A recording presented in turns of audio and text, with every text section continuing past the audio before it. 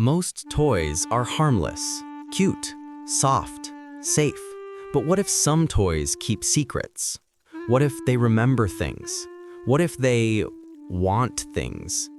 In this video, we explore haunted dolls, cursed toys, and strange objects people refuse to keep in their homes.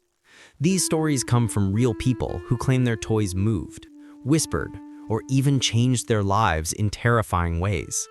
As we sink deeper down the haunted toys iceberg, each layer becomes more disturbing. So sit tight, because once you learn these stories, you'll never look at a doll the same way again.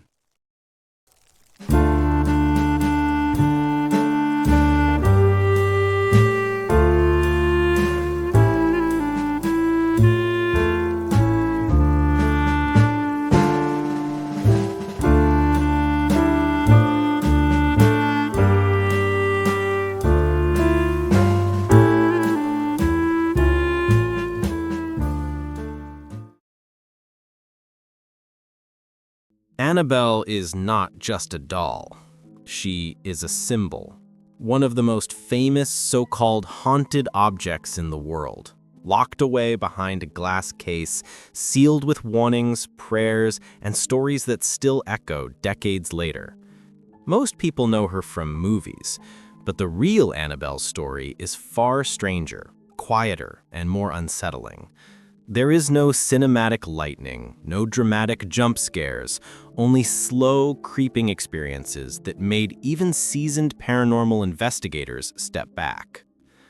It begins in 1970, when a woman bought an old Raggedy Ann doll from a hobby shop as a birthday gift for her daughter, Donna, a nursing student living with her roommate, Angie. The doll was supposed to be cute, harmless, something that would sit on Donna's bed as decoration. But almost immediately, the two young women noticed something was off. The doll didn't stay where they left it. At first, the movements were subtle. Its arms were positioned differently, or its head was turned slightly to the side. They thought they were imagining it. College students, stressed, busy, coming and going at odd hours. Easy to dismiss. But within days, the doll began shifting more. Donna would leave her room with the doll sitting neatly on the bed and return to find it lying on the floor, or slumped into a chair, or propped against the wall. Sometimes its legs would be crossed, sometimes its arms would be folded. No one else had a key. No one else could enter the apartment. The silence of the room made each new position feel like a silent message. Things escalated.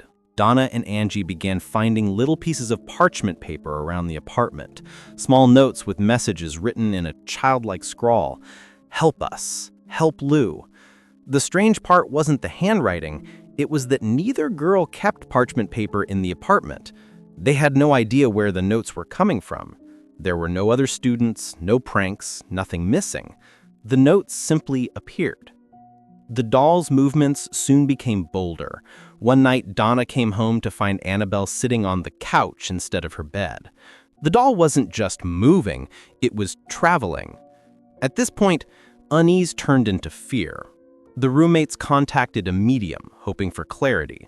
The medium claimed that the doll was inhabited by the spirit of a young girl named Annabelle Higgins, who had died in the field where the apartment complex was later built. According to the medium, Annabelle felt safe with the two roommates. She wanted to stay. She wanted to be loved. Hearing this, Donna felt sympathy. She gave the spirit permission to remain inside the doll.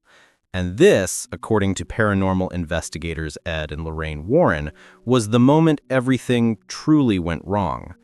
Because the Warrens believed that the spirit of a child explanation was a deception.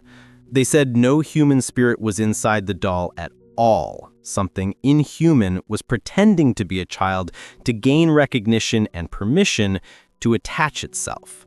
But Donna and Angie didn't know that at first.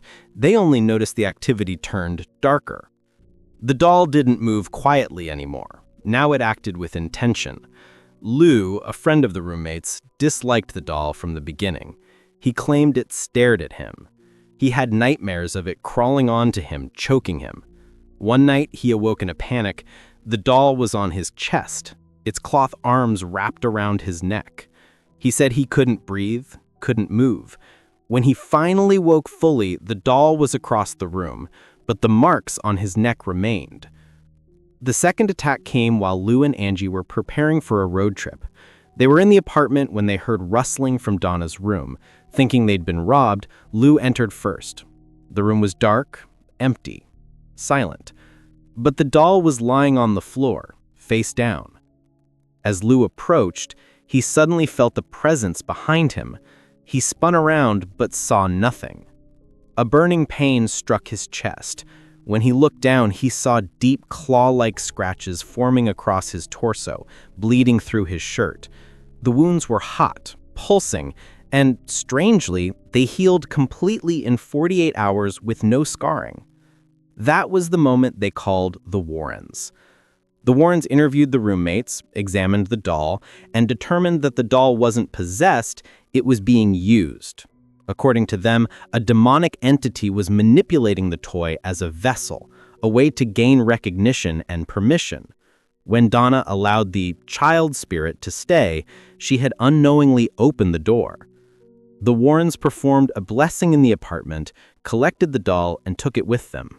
But Annabelle did not travel peacefully. During the drive back to their home in Connecticut, Lorraine said the car behaved erratically. Brakes failing, engine stalling, steering locking.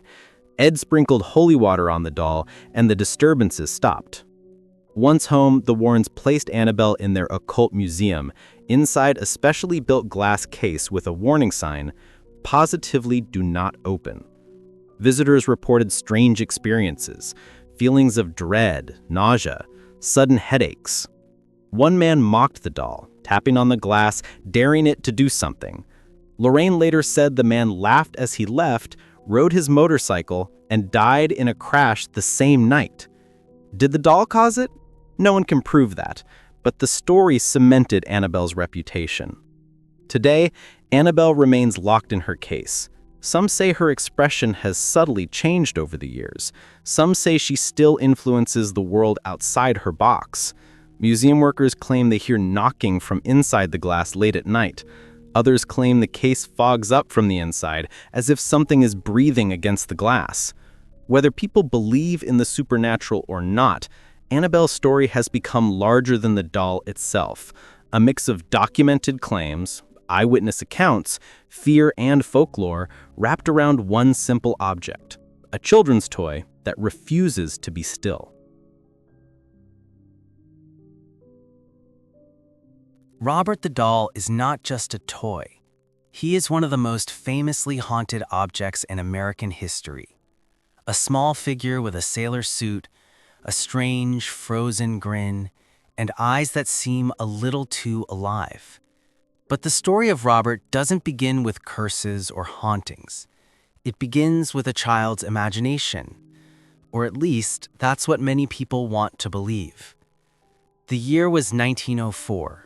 In Key West, Florida, a young boy named Robert Eugene Otto, known by everyone as Gene, was given a doll by a servant working in his family home. Gene adored the doll immediately. He named it Robert, dressing it in a sailor suit and taking it everywhere. The doll was nearly the boy's size, with a face made of fabric that had grown yellow and rough with time. Robert carried a small toy dog in his lap, and his expression, though stitched, seemed strangely human. At first, Robert was simply Gene's best friend.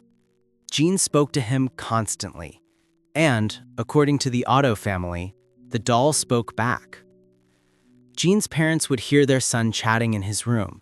One voice belonged to Gene, but the other was lower, harsher, definitely not the voice of a child. At first, they thought Gene was simply using a different tone to pretend, but soon they weren't sure anymore. The second voice didn't match Gene at all. Then came the laughter. Not the giggles of a child, but a small, sharp, snickering sound. Neighbors claimed they heard it from outside the house, even when Gene wasn't home. It wasn't long before strange things began happening in the Otto household. Objects moved on their own. Chairs scraped across the floor at night. Toys were torn apart. Clothing was shredded with small cuts, too perfect, too clean to be accidental. Every time something happened, Gene had the same explanation. Robert did it. At first, his parents didn't believe him, but Gene insisted, frantic, anxious, even terrified at times. When they entered his room after hearing loud crashes, they'd find the furniture overturned and Gene huddled in a corner. The doll always sat upright on the bed, still and silent. Some nights, the Otto parents heard scurrying footsteps running through the hall, too fast for a child, too light for an adult. They'd check Gene's room and find him asleep. Robert, however, was often in a different position from where he had been left. People began avoiding the Otto house. Some said they saw Robert staring at them from the window, his gaze following them down the street. Others claimed his expression changed depending on who looked at him, sometimes mocking, sometimes angry. One neighbor swore she saw the doll press its face to the glass and grin as she walked by. Years passed. Gene grew older, went to study art, and eventually inherited the family home after his parents died. He moved back in with his wife, Anne. When Anne found Robert stored in the attic, she immediately disliked him. Something about the doll felt wrong, like it had been waiting. But Gene, now much older, instantly became attached to Robert again. He cleaned the doll, repaired its clothes, and placed it in a special chair in his childhood bedroom. Gene insisted the doll stay in his own room. He decorated it like a real child's space: rocking chair, toys, and even furniture. It was as if Gene believed Robert was truly alive. Visitors noticed it too. Gene treated Robert like a person. He talked to him, asked him for advice, and claimed Robert didn't like being ignored. His wife, Anne, hated the doll's presence. She said its expression shifted. Its eyes glinted. Its head seemed to tilt slightly when she entered the room. She begged Gene to get rid of it, but Gene refused. Soon, Anne and Gene began experiencing the same disturbances the Otto family had decades earlier: footsteps at night, knocking sounds, doors opening on their own, and always that soft giggling. Some mornings, the bedroom door was locked from the outside. Other times, Gene woke up to find Robert sitting closer to the bed than where he had left him. Once, they found Robert holding a kitchen knife, sitting upright at the top of the stairs. Anne reportedly fell down those same stairs soon after. She blamed Robert. Gene's behavior grew stranger as time passed. He said Robert was jealous whenever Anne tried to move him. The doll didn't want anyone touching his chair.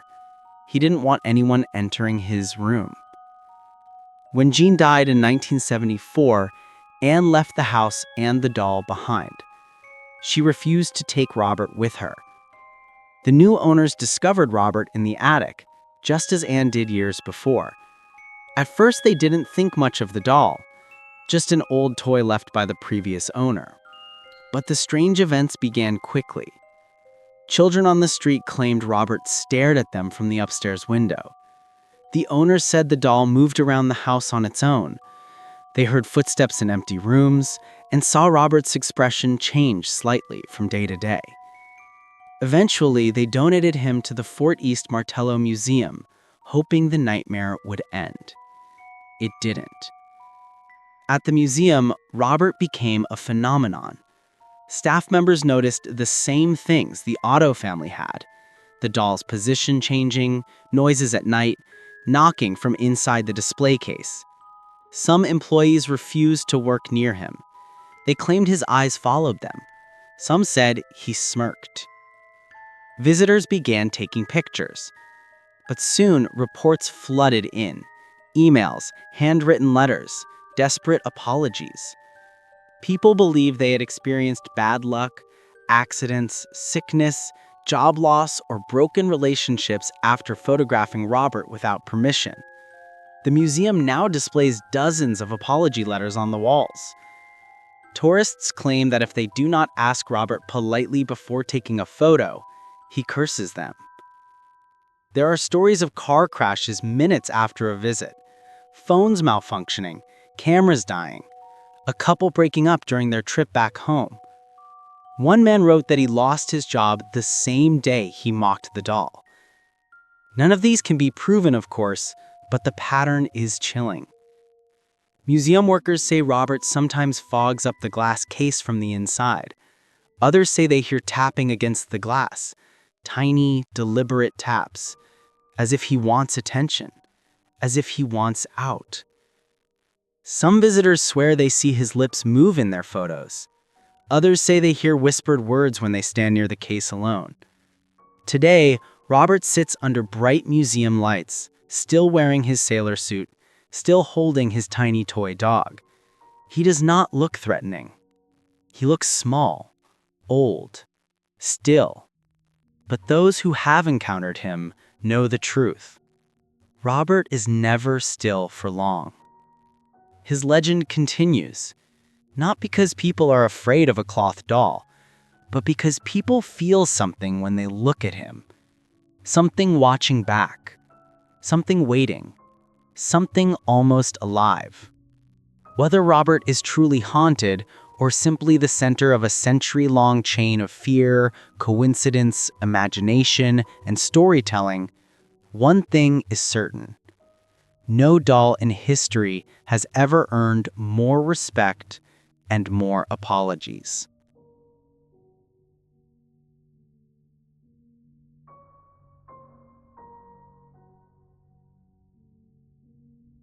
Some haunted dolls look unsettling the moment you see them. Some don't need movement or whispers to frighten you. They simply exist in a way that doesn't feel human. Let Me Out, one of Australia's most infamous haunted dolls, belongs to that category.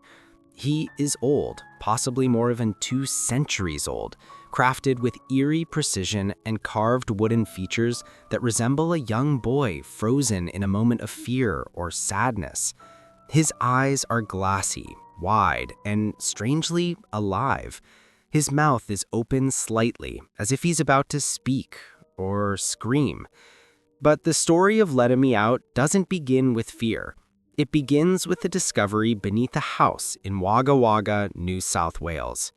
In the 1970s, a man named Kerry Walton traveled back to his childhood town to attend a family funeral. While there, he decided to revisit an abandoned house that had terrified him as a child. It was an old property, decayed and collapsing, rumored to be haunted. Kerry entered the building at night, flashlight in hand, dust swirling around his shoes. While exploring the creaking wooden floors, he noticed something partly buried under loose boards and rotting planks. When he pulled it out, he realized it was a doll, old, heavy, and carved from wood. It had real human hair stitched into its scalp, and its expression was unsettling even in the dim flashlight beam. Kerry described the moment as strange. He felt drawn to the doll, compelled to take it with him, though he couldn't explain why. He brought the doll home, not thinking much of it, but almost immediately, odd things began happening inside the house. Objects moved at night, shadows shifted in the corners, footsteps echoed down the hallway when no one was walking. Doors opened on their own with slow, groaning creaks. At first, Kerry thought he was imagining things, shaken by the funeral, by the strange discovery, by returning to an old childhood fear. But soon, other members of the family noticed the same disturbances. Lights flickered whenever the doll was present. The atmosphere in a room changed whenever it was placed in the center. Heavier, colder, tense. Kerry's children were among the first to hear the noises. They claimed the doll moved slightly when no one was watching, its head tilting or its body shifting in tiny ways that were barely noticeable. Once, a child swore the doll changed position entirely overnight. It was found leaning against a wall instead of sitting on a chair where it had been left. But the most unsettling moments came from the family dog. Whenever the dog was near Letta, it would growl, bark, or whimper. The animal refused to be in the same room, backing away slowly with its tail tucked between its legs. Dogs are often the first to sense things humans can't, and this reaction set the tone for everything that came next.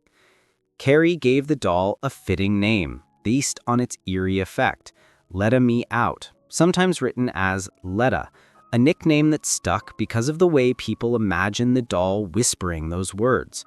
As the story spread, friends, neighbors, and even strangers came to see the doll, curious or skeptical. Most left with goosebumps. Some refused to touch it. Those who did claim they felt a sudden rush of dizziness, sadness, or pressure in their chest. Several women reported feeling faint. A few people swore the doll's expression changed while they looked at it, its mouth tightening, its eyes widening, its face shifting almost imperceptibly. Letta Me Out is heavier than an ordinary doll, remarkably so. Carrie often said it felt as though the doll resisted being lifted, as if something inside it didn't want to be moved. Paranormal investigators who visited his home were fascinated by this. Some suggested the doll might have been crafted to house a spirit according to Eastern European traditions. Others believed it was created by Romani craftspeople, possibly to protect a family or ward off dark forces. If this was true, then how did the doll end up buried under an abandoned Australian home? That question remains unanswered. As the years went by, the strange events surrounding the doll only grew. People visiting Carrie's house claimed they hear soft tapping at night, like knuckles on wood. Others said they heard muffled crying or whisper-like noises. Several swore the doll blinked. But the most chilling story happened during a television interview. While filming, studio lights flickered violently when Letta was positioned center frame. The temperature in the room dropped suddenly. Crew members said they saw the doll's head shift slightly on camera, though no one touched it. When playback was reviewed, the motion was small but visible, just enough to make everyone uncomfortable. Carrie began traveling with the doll, sharing its story at public events and paranormal gatherings. Everywhere he went, the same pattern followed him. Dogs growled, people fainted, lights malfunctioned, cars broke down unexpectedly. Some attendees claimed their jewelry or watches stopped working while near Letta. One woman said she felt a tiny hand tug on her sleeve while standing right next to the doll. When she looked down, Letta's carved wooden hand was angled slightly differently than it had been moments before. Throughout all of this, Carrie insisted he never felt threatened by Letta. In fact, he believed the doll was protective, not harmful. He said he sensed a sadness attached to the doll, as if it held the spirit of a lost child. Based on years of research, consultations with psychics, and cultural experts, Carrie came to believe that the doll contained the trapped soul of a young boy who died violently, perhaps while fleeing danger. Psychics who examined the doll claimed it radiated strong emotional energy, loneliness, fear, and longing. One psychic famously broke into tears after touching Letta, saying she felt the overwhelming pain of a child begging to be freed. Another medium claimed the doll's spirit wanted recognition, not release, and that Letta chose Carrie as its keeper. She said the bond between them was old, something formed long before Carrie was born. No scientific evidence supports these claims, but the emotional reactions of those who encounter Letta are difficult to ignore. At an event in Queensland, several witnesses reported seeing the doll's hair move slightly, as if brushed by invisible fingers. At another, a row of chairs fell over moments after a woman mocked the doll out loud. Whether these moments were paranormal, coincidental, or simply fueled by fear, the legend grew stronger with each retelling. Today, Letta Me Out remains with Carrie, traveling occasionally for appearances, always accompanied by caution and curiosity. People continue to visit, to touch the doll, to test their nerves, and many leave with an uneasy feeling they can't explain. Some say they dream about Letta after seeing him. Others feel watched for days. A few report bad luck or accidents soon after, though none can prove a link. What makes Let Me Out so haunting isn't just movement or whispers or heavy footsteps, it's the feeling, intense, dark, unmistakable, that something inside the doll is aware, alert, listening, and waiting.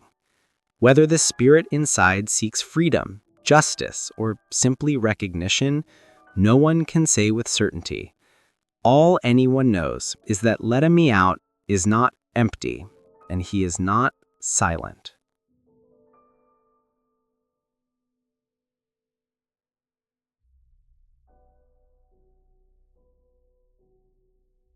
Mandy the doll is often described as one of the most unsettling haunted dolls ever placed inside a museum, not because she screams, moves, or attacks, but because everything around her does. Her story begins quietly, with a woman from British Columbia who walked into the Quesnel Museum carrying an old doll wrapped tightly in a blanket. The woman's eyes looked exhausted, as if she hadn't slept in weeks. She said she needed to give the doll away immediately. No, not sell it, not donate it for fun. She needed it gone. When staff asked why, she explained that she had been hearing crying sounds in her house every single night.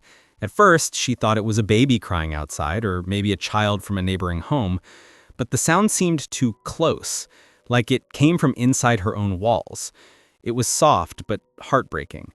A slow, dragging sob that would echo through the hallways until she turned on the lights. She had no children, no neighbors with infants, and the crying always stopped the moment she entered the room. The woman began searching her home night after night, trying to understand where the sound was coming from. She thought maybe an animal was trapped inside the walls, but nothing was ever found. The crying sounded clearer, more emotional, almost like someone pleading. One night she followed the sound closely, step by step, her heart racing as the crying led her to the basement. The moment she reached the bottom of the stairs, the crying stopped. In the corner of the basement sat the doll, old, dirty, cracked, with torn fabric and one badly damaged eye. Something inside the woman told her the doll was connected to the sound. She didn't want to test that theory. She grabbed it, wrapped it tightly, and drove it to the museum the next morning. Museum staff accepted the doll, noting that it looked extremely old, possibly early 1900s, and badly worn out. But the moment they removed the blanket, something changed in the room. The air felt heavy, still, and a faint rotting smell filled the office. The doll's expression, blank, glassy, and cracked, seemed too aware. The staff joked nervously about how creepy she looked, unaware of what was about to happen. Within days of Mandy being added to the museum's collection, even before she was placed on display, strange events began.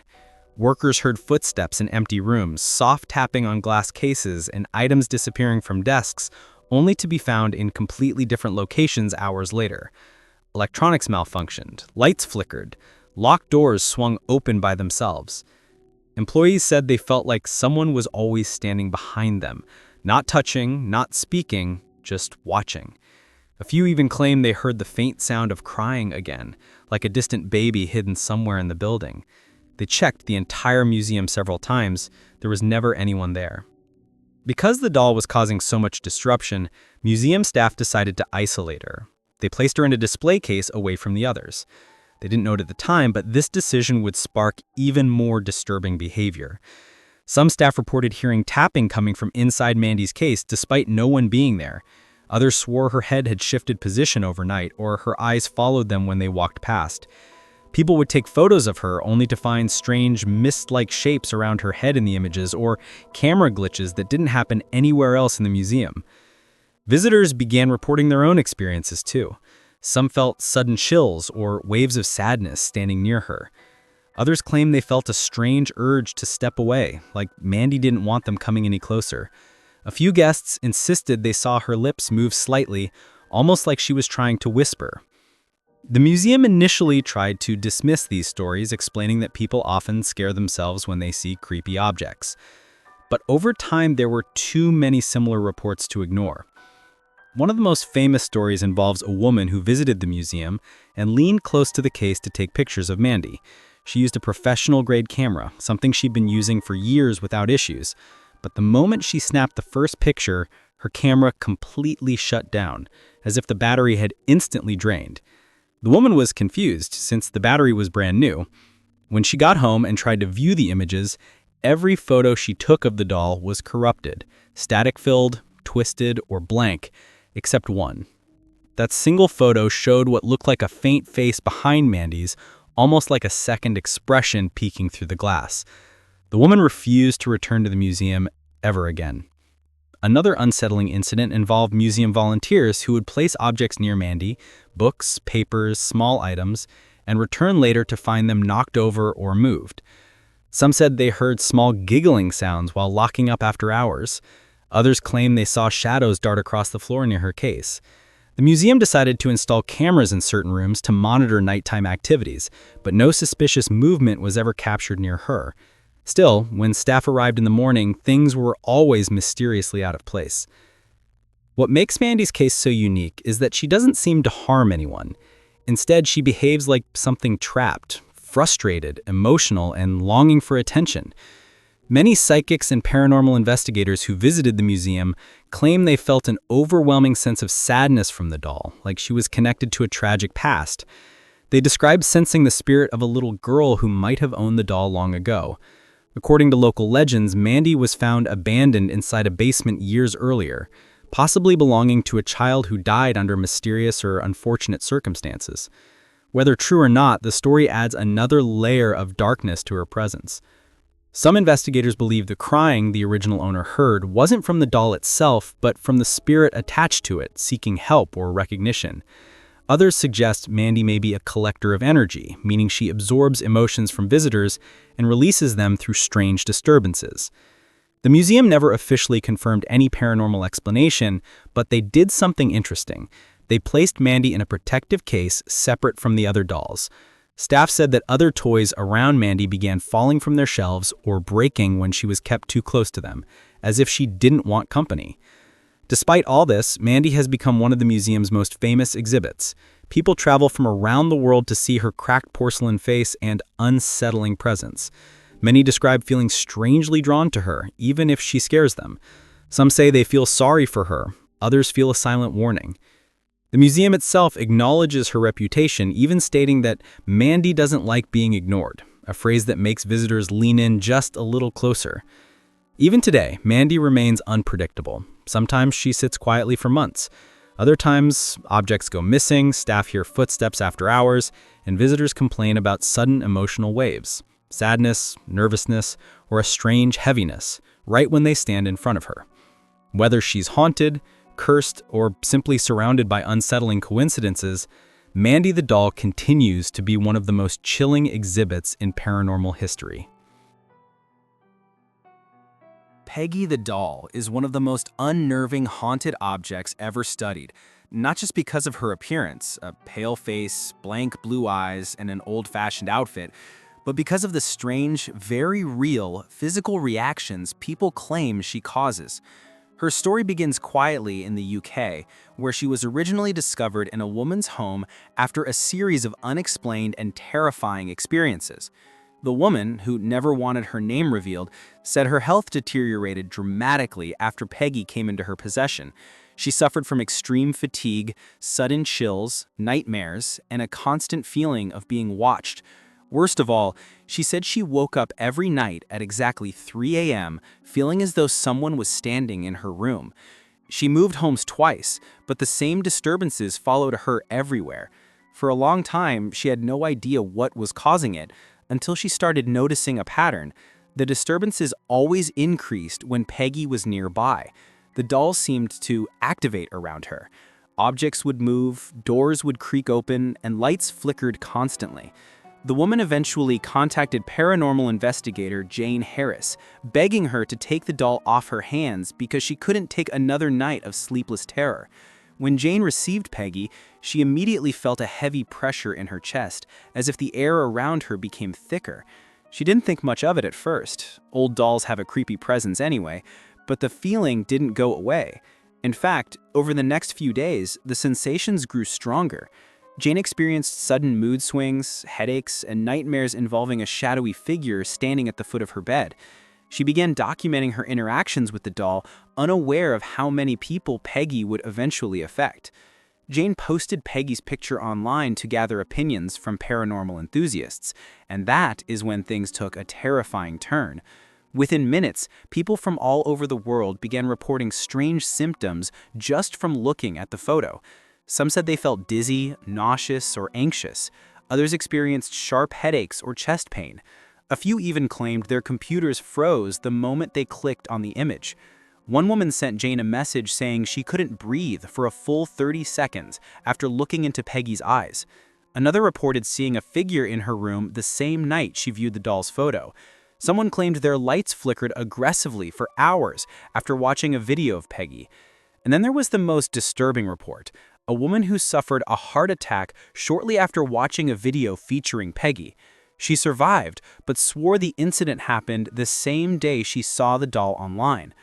These reactions were unlike anything Jane had ever encountered. Most haunted objects affect people in their physical presence, but Peggy seemed able to reach people through screens, photos, and even audio. It was as if whatever energy was attached to her could travel through digital images. Over time, more and more bizarre events emerged. Paranormal investigators who visited Jane's home reported feeling drained, disoriented, or extremely emotional around the doll. Some burst into tears for no reason. Others said they felt a strong sense of anger or sadness emanating from Peggy, as though she held the emotions of someone who had suffered greatly. During seances and spirit box sessions, investigators claimed Peggy responded intelligently to questions, often referencing a woman who had died tragically. Many believe Peggy is haunted by the spirit of a woman who suffered from respiratory problems or heart-related complications, possibly explaining why so many people experience chest pain after seeing her. One session in particular stood out. When Jane asked the doll what she wanted, the spirit box emitted a single chilling word: help. On another occasion, investigators asked if Peggy meant to harm people who viewed her photo. The box responded, no, frightened. That answer changed the way many viewed Peggy.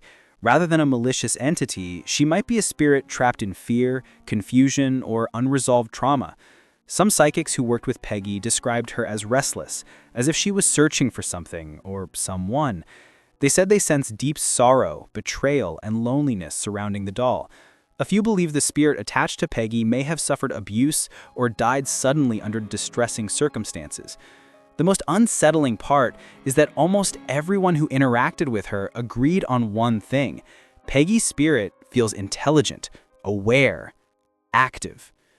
Jane, concerned about the impact the doll had on people, eventually placed Peggy inside a controlled environment and set new rules for viewing her photos or videos online. People were warned not to look at her image if they were sensitive, easily frightened, or dealing with health issues. The warnings didn't stop the activity, though. Reports of paranormal reactions continued. Some people dreamed about Peggy after only seeing her for a few seconds. Others claimed they felt someone tug their hair or touch their shoulder while watching a video. A woman from Texas emailed Jane claiming the name Peggy had appeared scribbled on her bathroom mirror during a hot shower, despite her living alone. Another man described hearing knocking sounds on his walls immediately after saying Peggy's name out loud. These cases piled up with no rational explanation. What made Peggy even chilling is how she seemed to respond emotionally to attention. The more people talked about her, the more activity occurred. Investigators documented spikes in temperature around her, sudden battery drains, and unexplained EMF fluctuations during sessions. Some devices malfunctioned only when pointed toward Peggy. She became known as a doll that didn't like being ignored.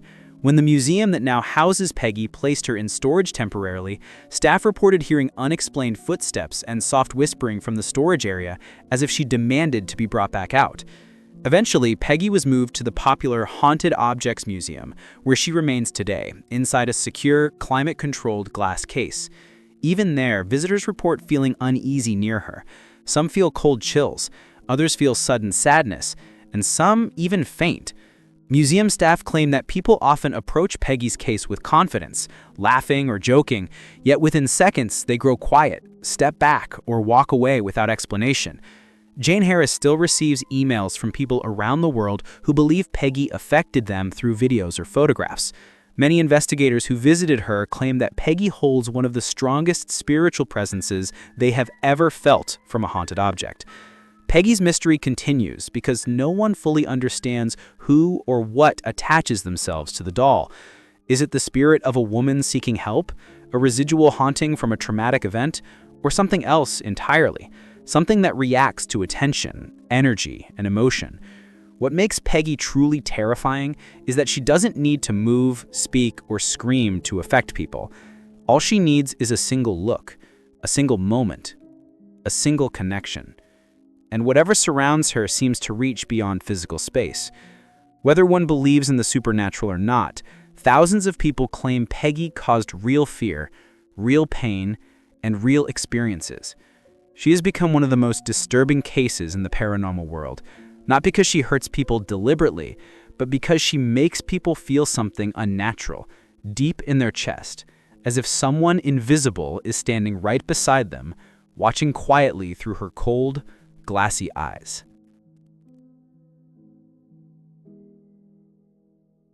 Pupa the doll is often described as one of the most quietly terrifying haunted dolls in existence, not because she appears dangerous, but because everything about her feels strangely alive.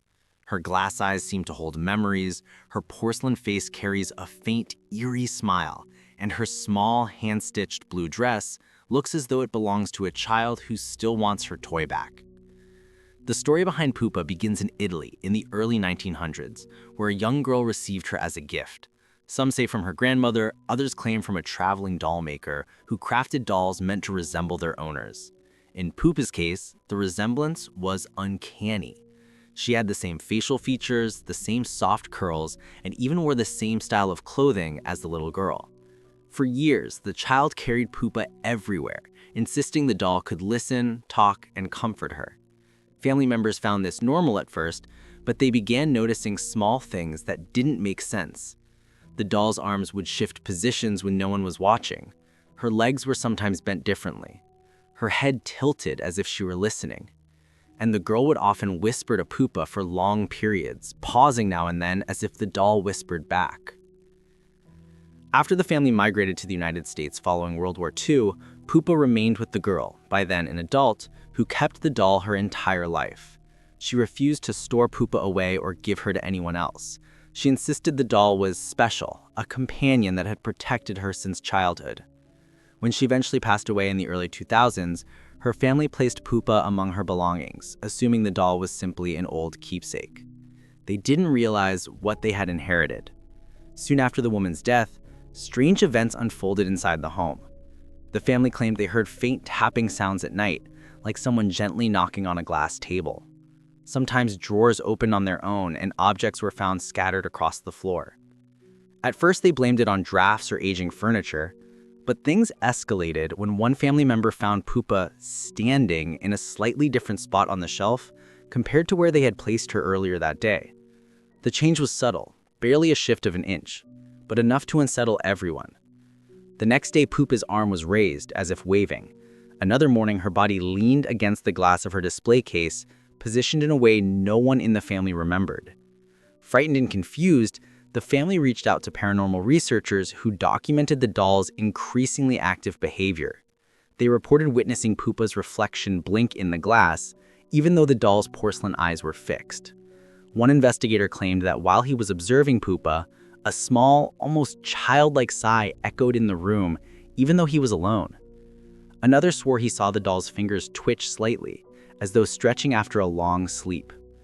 The most chilling accounts, however, came from guests who visited the house.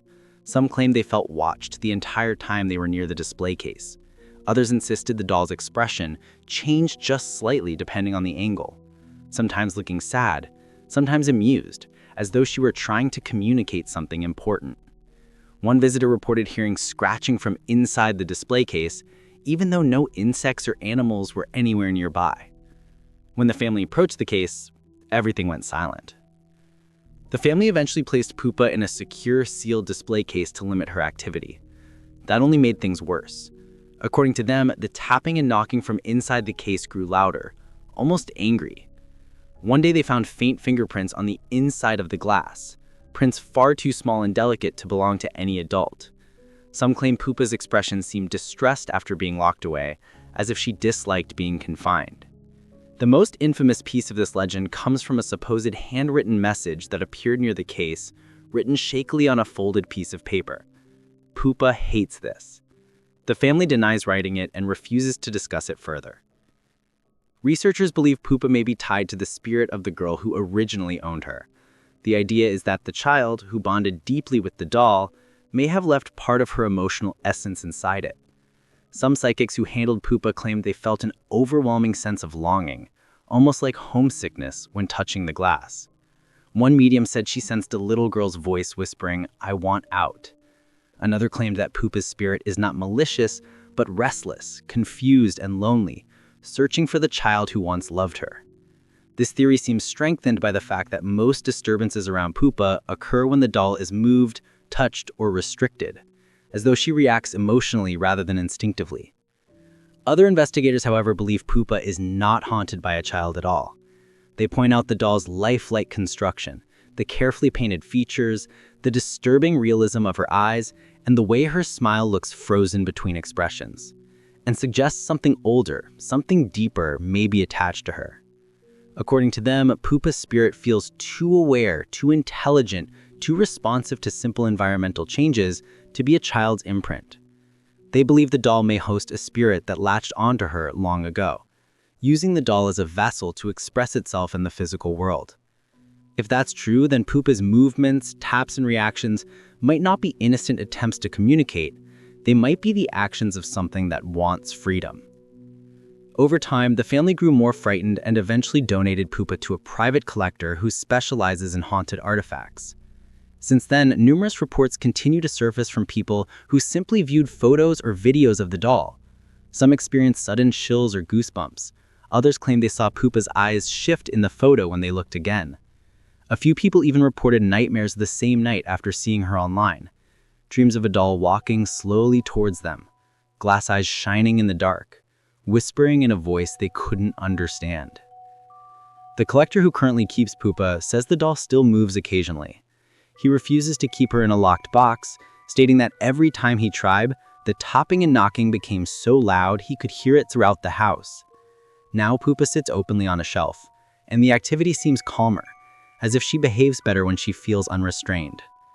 Pupa the doll remains a disturbing mystery, one of the few haunted objects that seems to express emotions, react to human presence, and possibly respond to being confined or ignored.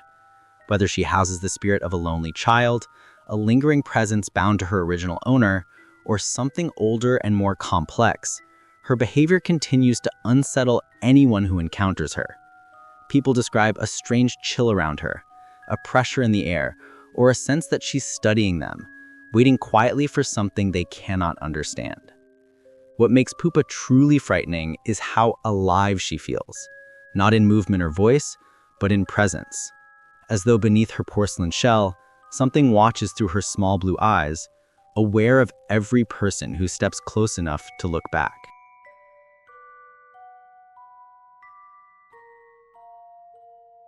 The story of the Okiku doll is one of Japan's most chilling and enduring legends, not because the doll screams, moves violently, or attacks people, but because something about it feels disturbingly alive. To understand the unsettling presence that Okiku carries, you have to return to the year 1918, when a young boy named Eikichi Suzuki purchased the doll from a small shop in Sapporo, Japan. He was only 17 at the time, and he bought it as a gift for his 2-year-old sister, a cheerful girl named Okiku. The doll, about 40 centimeters tall, had black, shoulder-length hair and tiny red lips, with the traditional appearance of an Ichimatsu doll, popular at the time for young children.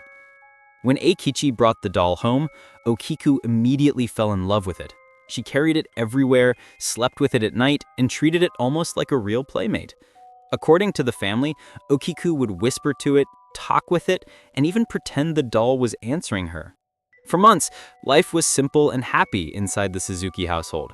But tragedy struck the following year. Okiku became severely ill, suffering from a sudden high fever and complications that doctors couldn't control.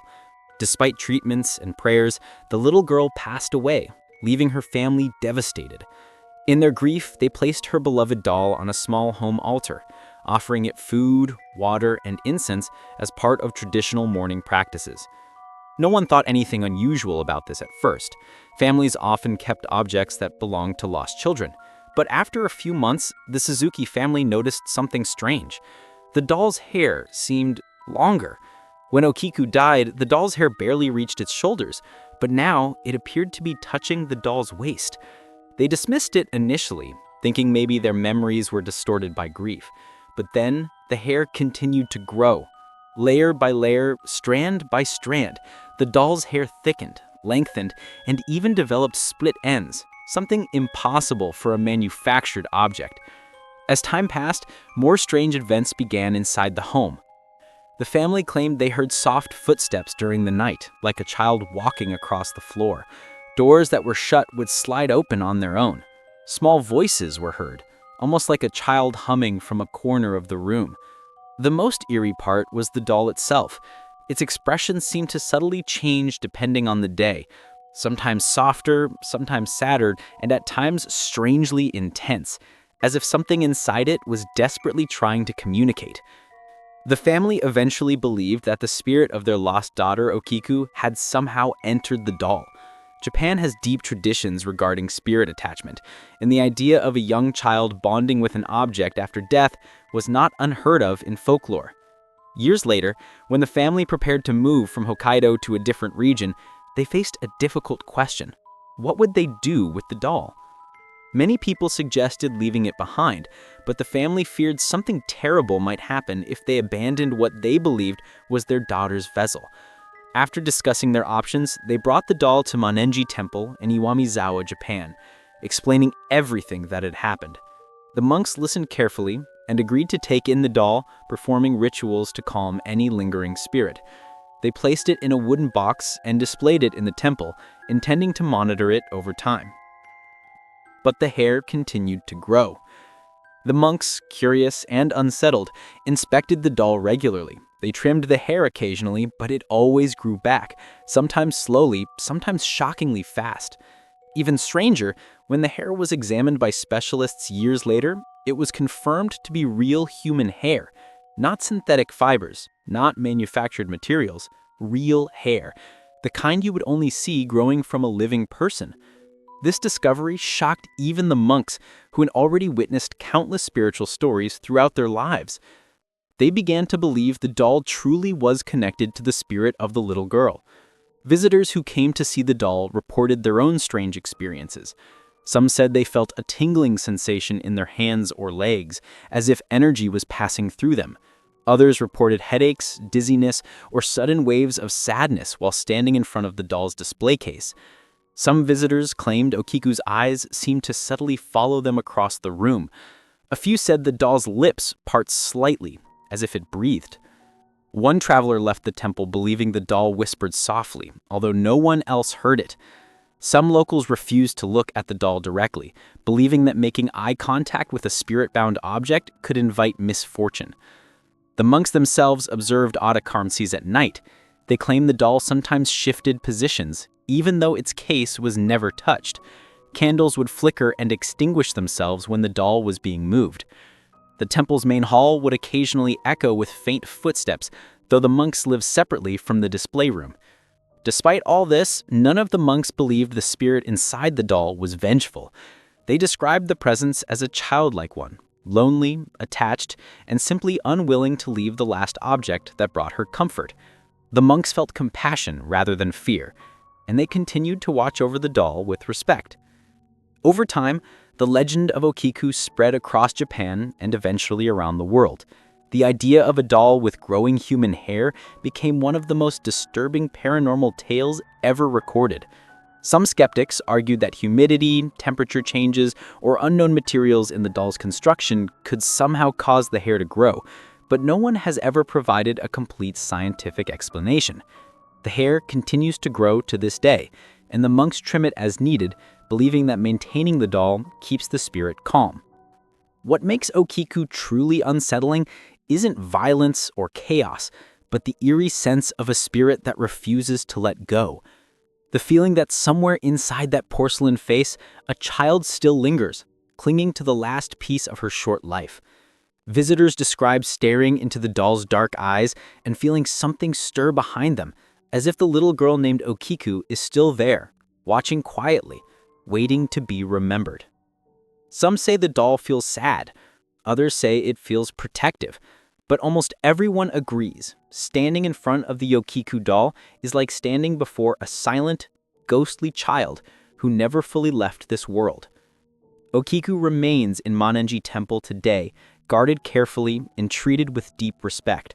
Her hair continues to grow. Her presence continues to attract believers, skeptics, and curious travelers.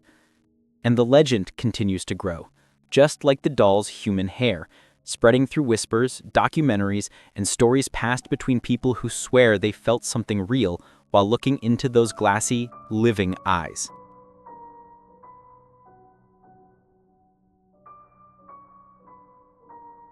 The Devil Baby Doll of New Orleans is one of the most terrifying legends in American folklore, a dark blend of superstition, urban myth, and actual eyewitness claims that continue to haunt the French Quarter to this day.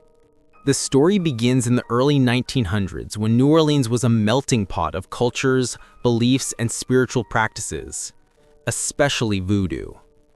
According to legend, the Devil Baby was created by a powerful voodoo practitioner after a desperate woman came to her for help. The woman had been abused by her husband, a cruel man with a violent temper, and she begged the practitioner to protect her unborn child from the father's evil influence. Different versions of the story claim the baby was born deformed, with unusual features like sharp teeth, yellow cat-like eyes, and a strange growling voice instead of a normal infant cry.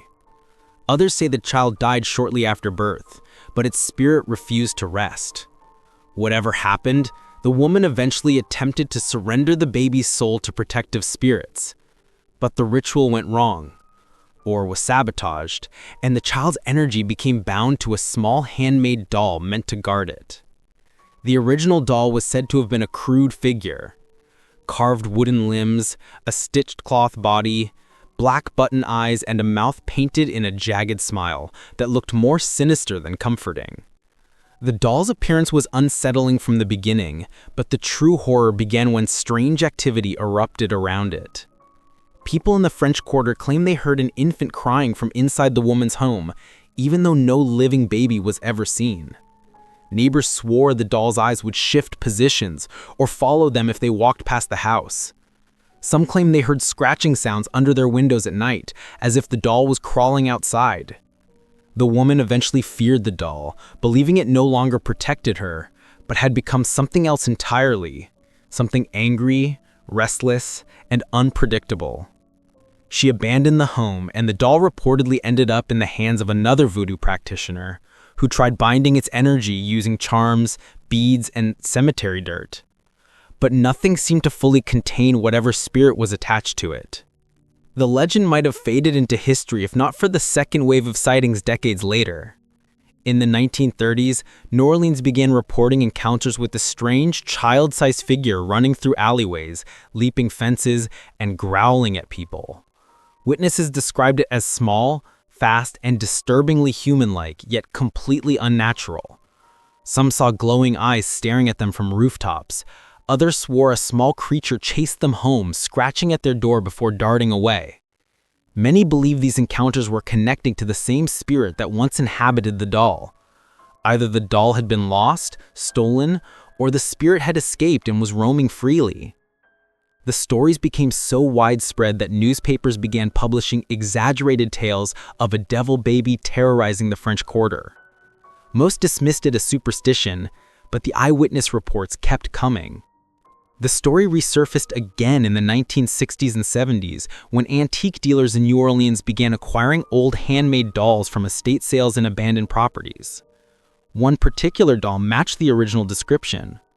A small wooden doll with a cracked painted face, sharp tooth-like markings on its mouth, and button eyes that seemed unevenly sized.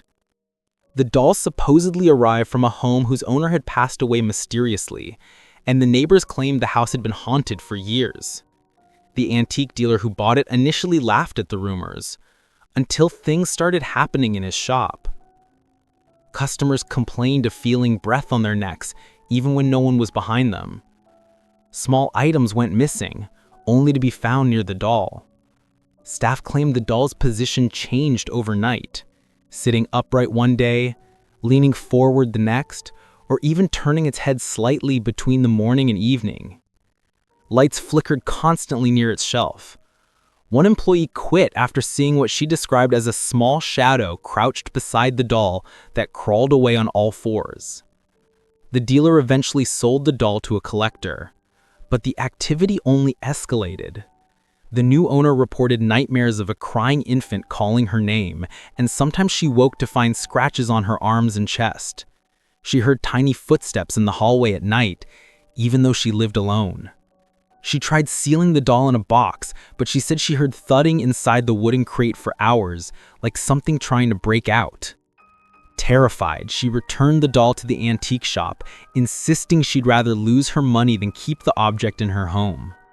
Reports continued from person to person.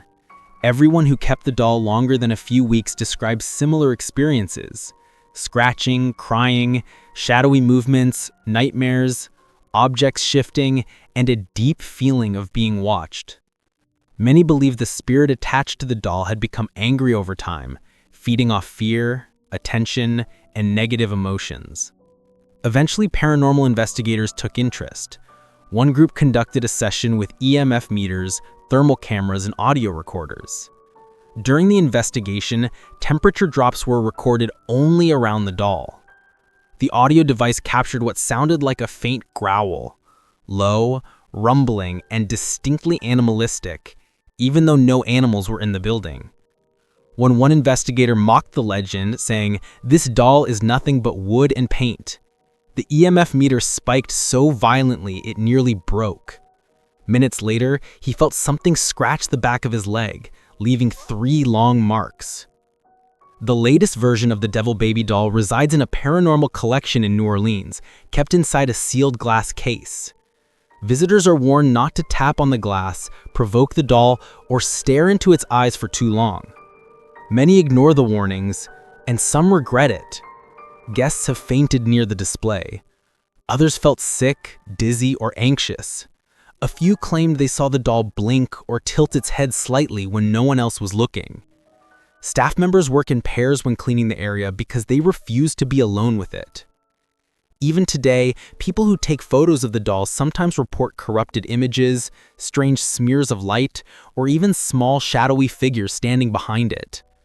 Whether the Devil Baby doll is truly haunted, cursed, or simply a powerful product of New Orleans spiritual history, one thing remains certain. Nearly everyone who encounters it leaves with the same unsettling feeling: that the doll is not just an object, but something alive, watching, listening, and waiting. The voodoo zombie doll is one of those cases that sits between legend, folklore, and real-life encounters, an object said to carry the energy of the dead, used not just for spiritual rituals, but for vengeance, protection, or control. Its story begins in New Orleans, the city where the line between the living and the spirit world has always been thin. For generations, locals whispered about dolls that weren't meant for children. Dolls sewn from burlap, painted with ash, stuffed with graveyard soil, and wrapped with charms meant to hold spirits inside. The most feared of these was the so-called zombie doll, a ritual object rooted in Afro-Caribbean and Creole spiritual traditions, but twisted into something darker by those who didn't understand the power they were playing with. While most spiritual practitioners say true voodoo dolls are tools for healing or communication, the zombie doll was another story entirely, an object meant to bind the restless dead. The earliest written mention comes from the early 1900s when a New Orleans midwife named Elise Boudreau claimed a grieving mother came to her asking for help contacting the spirit of her child. Instead of seeking comfort, the woman wanted her lost child's spirit to remain with her forever. Elise refused, warning her that holding a spirit hostage only brings pain. But a month later, Elise heard rumors of a doll sewn with white cloth and red thread, stuffed with moss and hair from the dead child. The grieving mother was found wandering the streets days later, clutching a small doll with wide, staring eyes. She insisted the doll moved on its own. She said it breathed at night, and she believed the soul of her child was trapped inside it, unable to rest. What happened next became part of French Quarter folklore. Neighbors claimed they heard footsteps in the woman's home at night. Small footsteps, like a child running. They heard humming, quiet but eerie, echoing through the walls. Some even said they saw a pale figure standing in the upstairs window, although the woman lived alone after losing her only family. The story came to a terrifying end when the woman was found dead in her home with the doll pressed tightly against her chest. No foul play was recorded, but her face was frozen in an expression of terror. The doll disappeared before the authorities could catalog it, fueling the belief that someone or something took it. No one knows whether this was the original zombie doll, but it was the first time locals connected a doll with a trapped spirit and an unexplained death. The legend resurfaced again in the 1940s, when a group of soldiers stationed near New Orleans reportedly broke into an abandoned house in the French Quarter. Inside, they discovered dozens of ritual objects, and hanging from the ceiling by a rope, a small doll with stitched lips, glass eyes, and a tiny cloth heart pinned to its chest. One soldier joked that he dared the others to cut it down. Against warnings from locals, they took the doll as a souvenir and brought it back to their barracks. Only one of the soldiers survived the year. The others died in accidents, sicknesses, and strange incidents that were deemed unrelated, but left the surviving soldier convinced he had taken something cursed. He begged the priest to dispose of the doll, but the priest refused, claiming it wasn't something a church should handle. Eventually, the soldier returned the doll to the abandoned house and later reported that the moment he set it down, he felt an overwhelming sense of relief, as if something heavy had finally lifted off his chest. The house eventually burned down in the 1950s. Some say the doll burned with it. Others insist it survived, because no fire could destroy what was bound inside. By the 1970s, the zombie doll legend had become part of tourist folklore, but some stories were more real than entertainment. One shopkeeper in the French Quarter claimed a mysterious old woman entered her store carrying a doll wrapped in a dark cloth. The woman told her the doll had to be passed on because she could no longer carry its burden. She warned that the doll must never be opened, never be thrown away, and never be placed near a mirror. Before the shopkeeper could ask further questions, the woman vanished into the street. The shopkeeper didn't believe in curses, so she placed the doll on a shelf. That same night, she heard scratching from inside the shop, even though she had locked everything tightly. She returned in the morning to find trinkets scattered, candles knocked over, and the doll lying on the floor facing the doorway, as if it had tried to leave. Over the next week, she experienced sleep paralysis every night, always seeing a small shadow at the foot of her bed. Once, she woke to find tiny footprints in the layer of dust near her window. She finally wrapped the doll in a cloth and threw it into the Mississippi River, only to find it sitting in front of her shop door the next morning, soaking wet but completely intact. Terrified, she contacted a spiritual practitioner who performed a ritual cleansing and buried the doll in an unmarked location. The disturbances stopped instantly. Years later, in the early 2000s, the doll resurfaced again when a paranormal collector from Florida claimed to have acquired it from a New Orleans estate sale. He didn't believe in its legend, but his visitors did. They said the doll's eyes seemed to change direction when no one was looking. Others heard soft tapping or the sound of something dragging across the floor near its display case. The collector himself admitted that he saw the doll in different positions than he left it. Worse, he started having violent nightmares of someone whispering in his ear, telling him to let them out. His pets refused to enter the room where the doll was kept. His lights flickered constantly, and even friends who visited his home claimed they felt watched. One woman fainted after locking eyes with the doll, saying she felt like something was trying to pull her inside.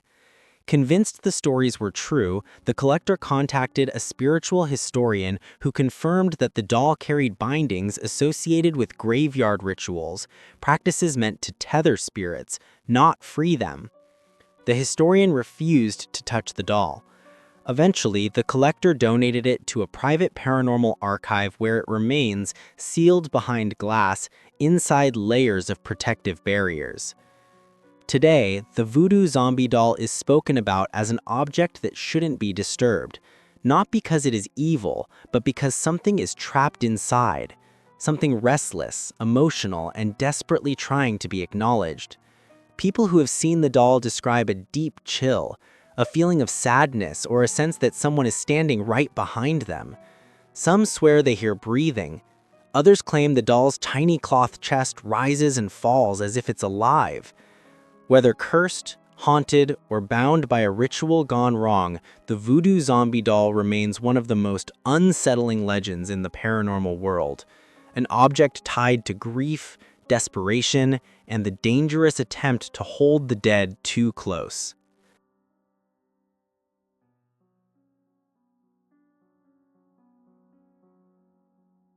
The blindfold doll is one of those strange, chilling legends that seems too bizarre to be true until you hear how many people across different countries report the same unsettling details. The story begins in the early 1970s in a small rural town where a family discovered an old handmade doll in the attic of a home they had recently purchased. The doll was unusual. It wore a faded cotton dress, its body stitched roughly with uneven thread, and its porcelain face was wrapped tightly in a strip of cloth like a blindfold. At first, the family assumed the doll was a sentimental keepsake or a forgotten toy from decades past. But the longer it stayed in the house, the stranger everything around them became. The mother of the household was the first to notice the odd changes. Even though the doll's eyes were covered, she felt as though the doll was somehow aware of everything happening around it. Whenever she walked past it, even from the corner of her eye, she sensed the faintest shift in the air, as if someone had just turned their head to follow her movements. She tried to ignore the feeling, convincing herself it was only her imagination, but the heaviness in the room where they kept the doll kept growing. The family began hearing soft tapping sounds at night, light, rhythmic, and coming from the attic where the doll had been found. They would check the attic repeatedly, but the moment the lights turned on, the tapping stopped. Sometimes, instead of tapping, they heard soft dragging noises, like something small was scraping across the wooden floor. Things became even stranger when the family began finding the blindfold loosened. At first, the cloth would simply shift a little, hanging lower than before. The mother blamed drafts, the kids, even gravity. But one morning, she found the blindfold completely removed and folded neatly beside the doll. The sight made her entire body go cold. Dolls don't fold cloth. Dolls don't do anything. And yet someone or something had clearly moved it. She immediately questioned her children, but both insisted they had never touched it. Their fear seemed genuine. The father tied the blindfold back in place, knotting it tightly. The next morning, it was loose again. Not removed this time, just slightly lifted as though something beneath the cloth had pressed against it, as if the doll was trying to peek. Terrified, the family contacted an elderly neighbor who knew the history of the house. The neighbor's expression darkened the moment she saw the doll. She said the previous owner had a daughter who passed away young, though the family rarely spoke about the details. According to local whispers, the girl had suffered from violent hallucinations. She claimed she saw creatures in the dark, creatures that whispered to her, threatened her, and followed her everywhere she went. In her final months, the child had grown extremely frightened of her own reflection, begging her mother to blindfold her dolls at night because she believed the dolls could see her thoughts. After the girl's death, her parents left the house abruptly, abandoning everything, including the blindfolded doll. The neighbor urged the new owners to get rid of it, but they didn't want to act irrationally based on an old superstition. As weeks passed, more disturbing events occurred. Guests visiting the home commented on feeling uneasy near the doll, even if they didn't know its story. They described a faint ringing in their ears or a pressure in their head like someone was staring at them intensely. Pets refused to enter the room at all, choosing instead to growl or whine near the doorway. One night, the father woke up gasping for air. He said he felt something cold sitting on his chest, pressing down hard enough that he couldn't breathe. When he finally managed to turn on the bedside lamp, he found the doll sitting at the foot of his bed, blindfold completely untied. He swore he had left it downstairs, locked inside a cabinet. This incident pushed the family to seek paranormal investigators. When the investigators arrived, they were immediately intrigued and unsettled by the doll. They noted an intense drop in temperature around it, almost 10 degrees colder than the surrounding room. Their EMF devices fluctuated wildly whenever they approached the doll. They recorded audio for hours, hoping to capture any unusual sounds. During the review, they heard faint whispers, fragmented words that sounded like, "Don't look," "keep covered," and sometimes a drawn-out sigh resembling a child's breath. During one experiment, they placed the blindfold on tightly and circled the area with motion sensors. Hours later, they found the blindfold removed again, even though no motion had been detected. They also noticed something even more chilling. The doll had turned its head slightly toward the sensor, though no human had been near it. The investigators concluded that the doll's blindfold wasn't decorative. It served a purpose. They believed the original owners blindfolded the doll to prevent something from seeing. Some theories suggested the spirit of the child was attached to the doll, terrified of the same hallucinations she saw before her death. Others believed something darker had latched onto the doll, something that didn't want to be seen or had the ability to harm anyone who looked into its eyes. The investigators recommended the family store the doll securely and avoid removing the blindfold under any circumstances. But the family didn't get the chance. One night, after months of torment, the mother woke to the sound of her daughter screaming. She ran to her daughter's bedroom and found the child sitting upright, trembling, pointing toward the corner of the room. The doll was sitting there, blindfold removed, its porcelain face tilted upward as though it was staring directly at the little girl. The mother didn't wait another second. She grabbed the doll, shoved it into a box, and drove it far outside town to an antique collector known for dealing with haunted items. She didn't explain. She didn't ask for money. She simply begged him to take it.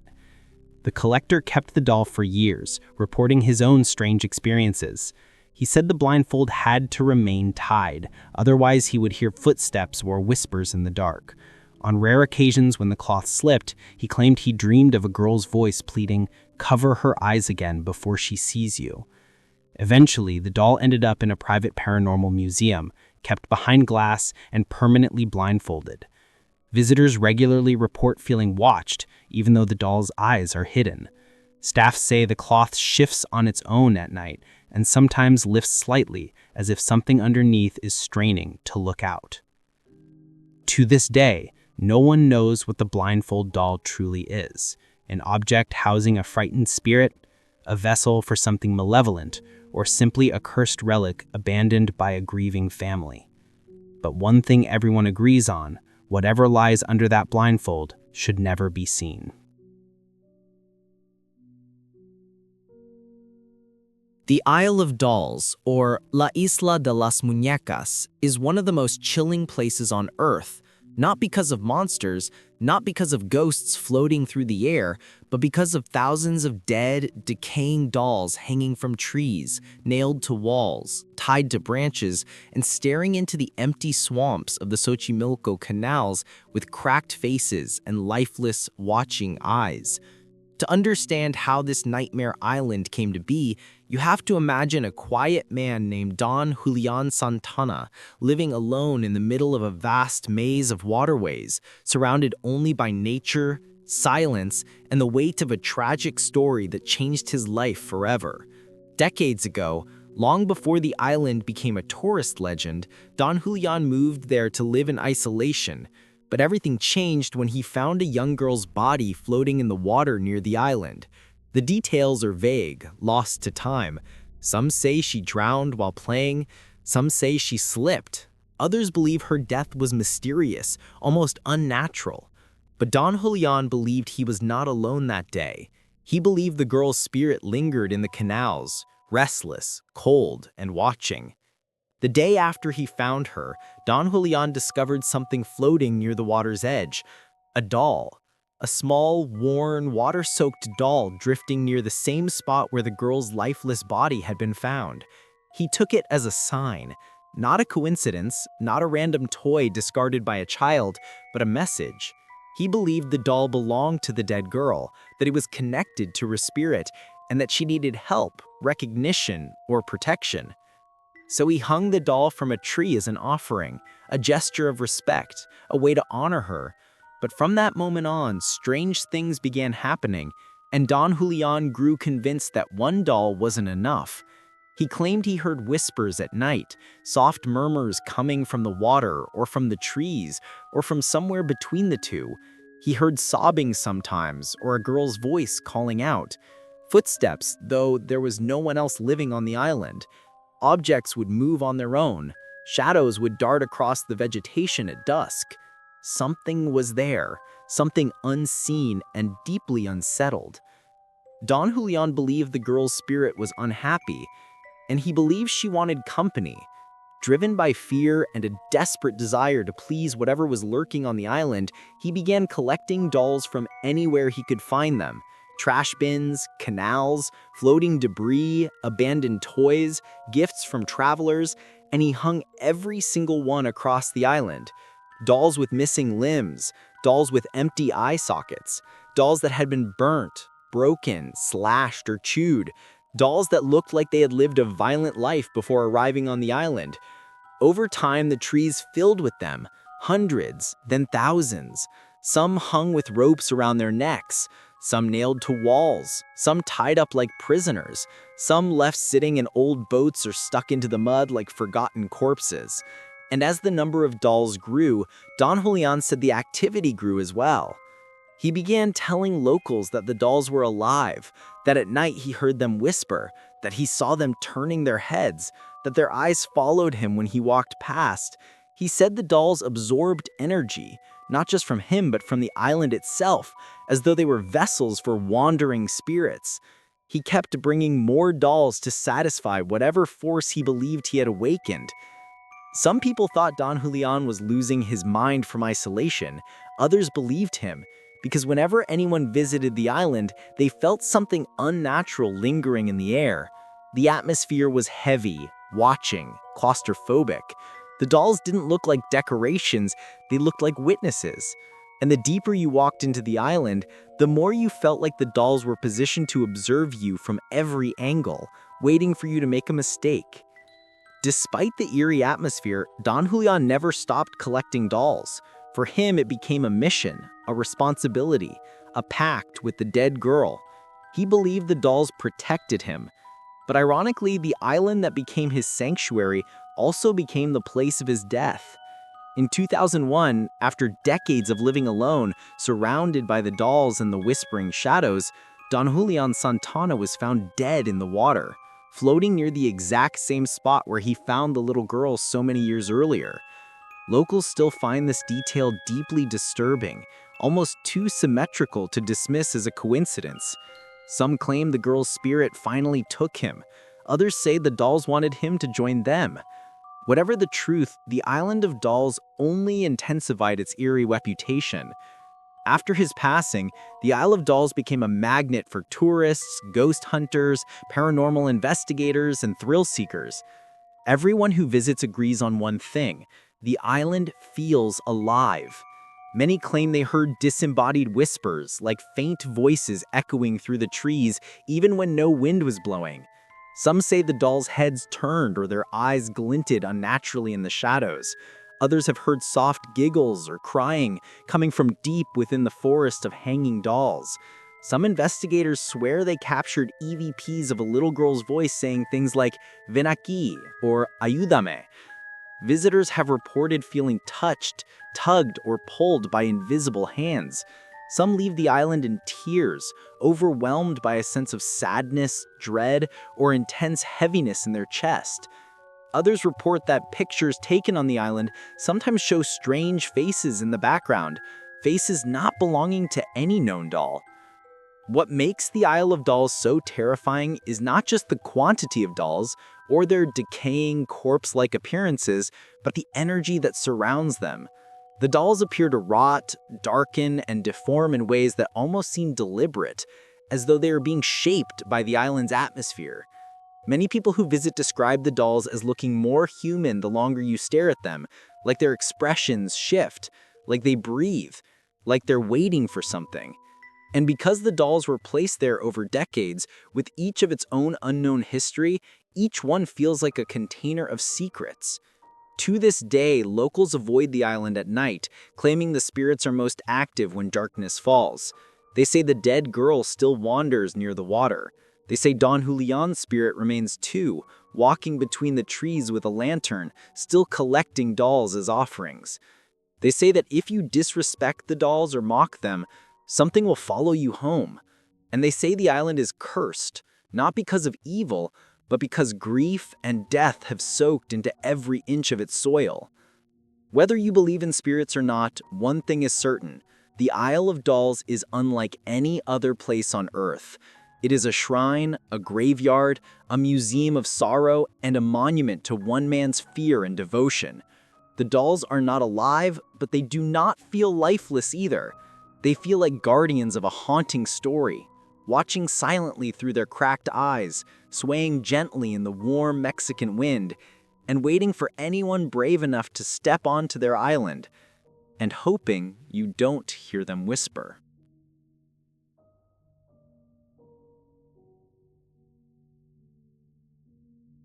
The story of the doll made of human teeth is one of those tales that slips between folklore and real-world horror, leaving people unsure whether it began as a rumor, a crime, or something even darker. What makes this doll so unsettling is that it doesn't rely on curses, ghosts, or magic. Its horror comes from the simple, chilling fact that it was crafted from real human remains. The earliest known reference to the doll comes from an old house in rural Louisiana, where a family discovered it in the attic after buying the property from an estate sale. The doll was small, no larger than a child's forearm, and crudely shaped, with its body made of stitched cloth and its face covered entirely in tiny, pale teeth. Not one or two teeth, but dozens, arranged in tight rows like scales. Baby teeth, adult teeth, cracked teeth, discolored teeth, every type imaginable. They formed the doll's cheeks, its nose, even its eyelids. The only part not made of teeth were the eyes themselves, two cloudy white beads sewn into the skull, staring outward with a blank, too human expression. The new homeowners had no idea who made it, why it was created, or how long it had been sitting there, but the moment they found it, they felt a sense of deep unease, as if something about it was terribly wrong.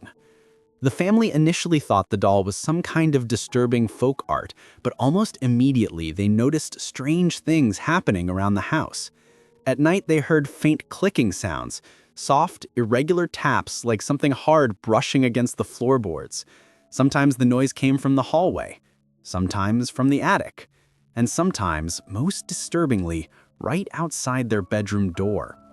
Thinking it was rodents, the family set traps, but nothing was ever caught.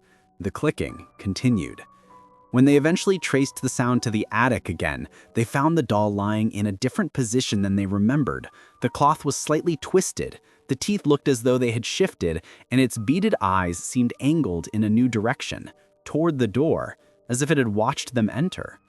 They convinced themselves it was a trick of memory, but deep down, a seed of fear planted itself, and the house began to feel less like a home and more like something waiting to reveal its secrets.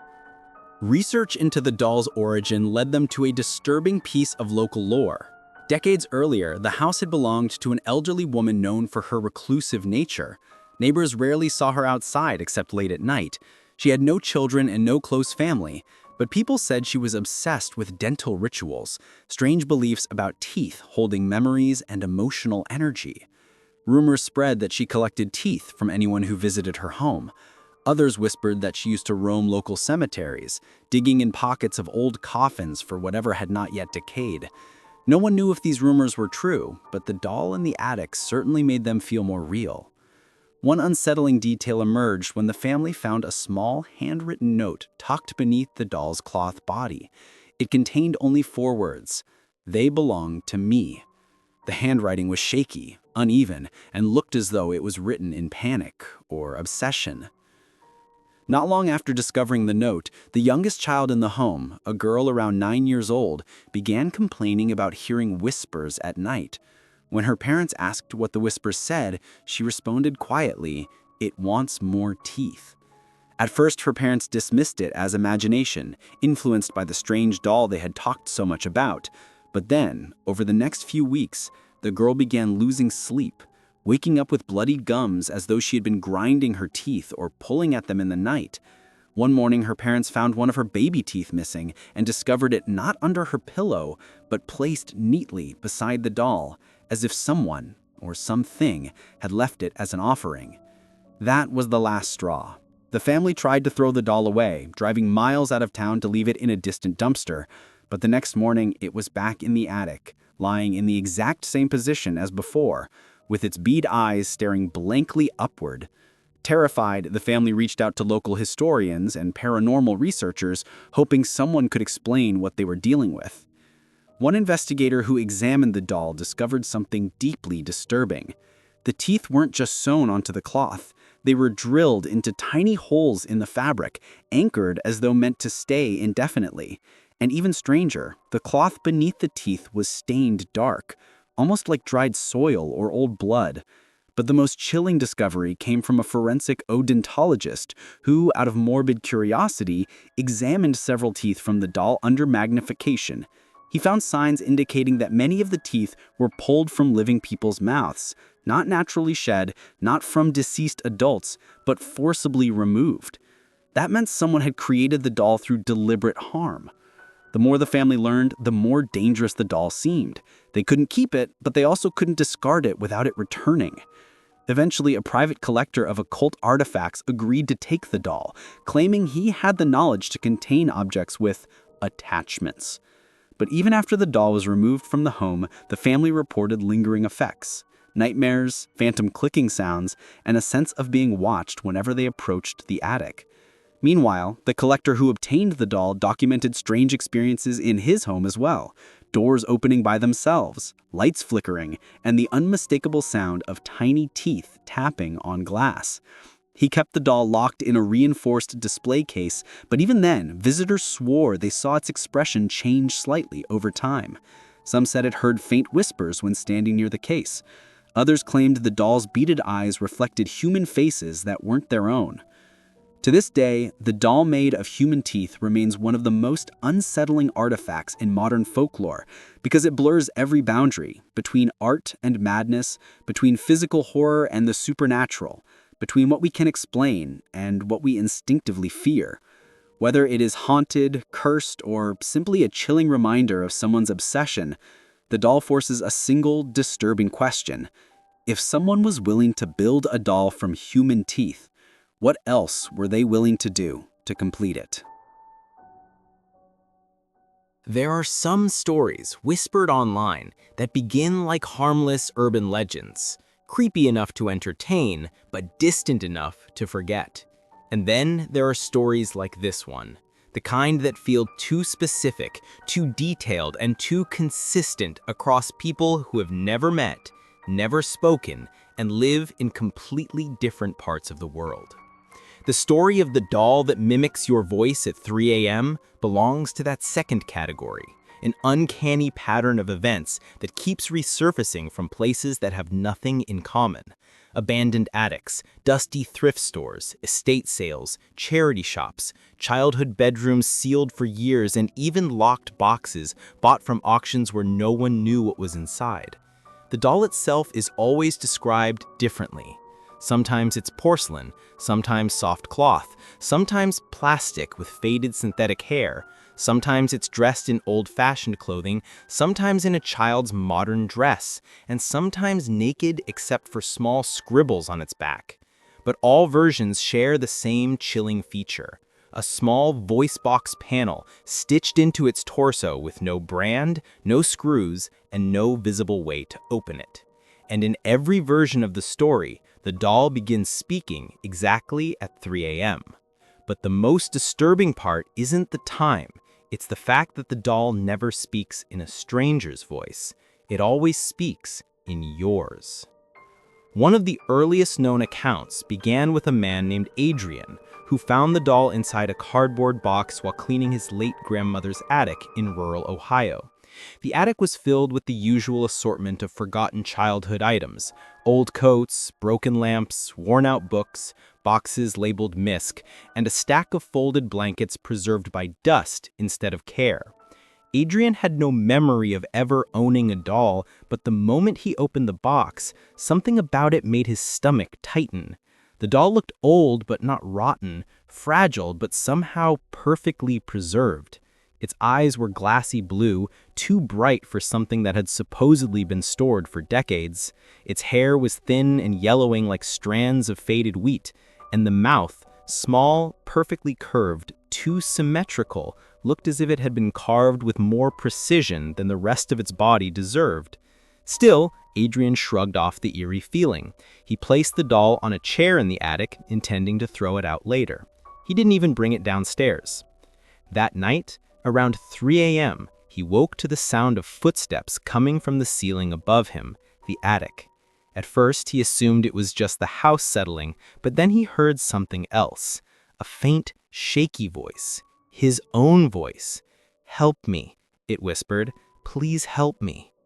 At that moment, every hair on his body stood straight. He sat up in bed, staring at the ceiling, listening as the voice repeated the same haunting plea. "Help me, I'm stuck." It sounded exactly like him, down to the tone, the pitch, the slight rasp he had when speaking softly. For a few seconds he thought he was dreaming, hallucinating, imagining the whole thing, but the voice continued, "Help me, I'm here." And then louder, clearer, more urgent, "Help me." Adrian forced himself out of bed and grabbed a flashlight. As he climbed the attic stairs, his heart pounded so fast it made him dizzy. The attic was cold, not the normal cold of an unheated room, but a sharp, biting cold that felt intentional, directed. The beam of light scanned the room until it landed on the chair. The doll was no longer sitting upright. It was lying on its side, face turned toward the stairs as if listening. Adrian approached it slowly, swallowing hard. Its eyes seemed to glint unnaturally in the weak flashlight. He reached for the doll, and suddenly, the attic door slammed behind him. He dropped the flashlight. The light flickered wildly, rolling across the wooden floor. In the darkness, he heard a new sound, a hissing, static-like crackle, and then his own voice again, this time coming directly from the doll. "Why did you leave me here?" He didn't remember screaming, but he did. He bolted down the stairs, slammed the attic door, and didn't open it again until morning. When daylight finally came, he returned to the attic armed with gloves, a hammer, and a trash bag. But the doll was no longer on the chair. It was sitting near the attic door, as if waiting for him. He didn't touch it. He didn't breathe near it. He backed out slowly, shut the door, and called a friend to help him remove it. Together they placed the doll inside 2 trash bags, sealed them tightly, and threw it into a dumpster behind a grocery store. Adrian slept soundly that night, or so he thought. The next morning when he stepped outside to get the mail, the doll was sitting on his porch, upright, clean, and facing the front door. But Adrian's story isn't the only one. In Japan, a woman named Mizuki bought a small stuffed doll from a second-hand shop for her daughter. It was cute, nothing special, just a little rabbit doll with a stitched smile and button eyes. Her daughter played with it without issue for the first few days, until one night when Mizuki woke to her daughter whispering softly at 3 a.m. When she approached the child's room, she heard 2 voices. The first was her daughter's high-pitched whisper, The second was deeper, an exact copy of Mizuki's own voice repeating everything her daughter said. She froze. Her breath caught in her throat. The voices stopped instantly. When she opened the door, her daughter was asleep, the rabbit doll beside her, facing the doorway, though her child's arm rested nowhere near it. Mizuki snatched the doll away the next morning, but her daughter screamed for hours, insisting the doll wasn't done talking yet. That same night, at 3 a.m., the doll spoke again, this time from the hallway, in Mizuki's exact voice. "Why did you take me away?" In Brazil, a teenager named Bruno recorded himself practicing his singing late at night. He didn't notice anything strange while recording, but when he replayed the audio, he heard something faint in the background, a soft echo of his voice trailing behind his words. It wasn't a glitch, it wasn't an echo. It was delayed, mismatched, and slightly slower than his speech, and worst of all, it started singing on its own after Bruno had stopped. This echoing voice on the recording precisely matched his own tone and pitch. When he looked around the room for the source, his eyes landed on a small plastic baby doll given to him years ago by a cousin. He'd forgotten it was even there. That night, he left the doll outside by the garbage cans. At 3 a.m., his phone received a voice memo from an unknown number. The message was 5 seconds long. It was his own voice, whispering into the microphone. "Did you miss me?" Reports just like these appear again and again from different countries, different cultures, and different decades. Some come from children, some from adults, and some from people who discovered old recordings, unanswered voicemails, or strange 3 a.m. videos on their phones long after they stopped owning the doll. Many victims described the same pattern. First, faint echoes of their own voices in empty rooms. Then nighttime whispers mimicking their tone and pitch. Then the doll speaking directly, always at 3 a.m., always in their voice, and always saying something just a little off. It begins harmlessly with things the person said earlier that day, but eventually the doll begins saying things the victim never said at all. Requests, pleas, questions, accusations, and sometimes things that sound like predictions. One of the most disturbing cases involved a woman in Louisiana who claimed the doll began answering her own thoughts. She would think something privately, something she hadn't spoken out loud, and at 3 a.m. the doll would repeat it in her voice, laughing quietly afterward. She eventually contacted a paranormal researcher who took the doll for examination. That night, the researcher set up a camera and left the doll alone in his lab. At 3:02 a.m., the camera recorded the doll speaking, not in her voice, but his exact voice. He had never spoken in the room. He had only thought about what questions he would ask the next day. The doll said them all. Researchers who have studied recordings of these incidents found something even more disturbing. The voice the doll produces is not a perfect mimic. It has unusual frequency spikes around the edges, as if layered with a faint static or a second voice riding behind the first.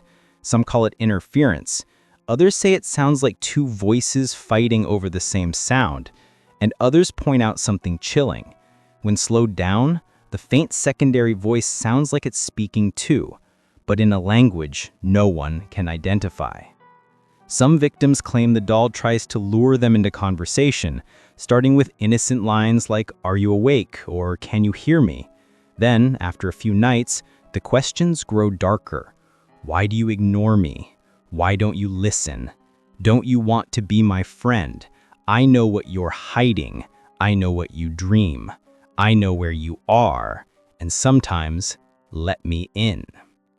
In one case, a man in Toronto reported waking at 3:17 a.m. to hear his own voice whispering from his balcony.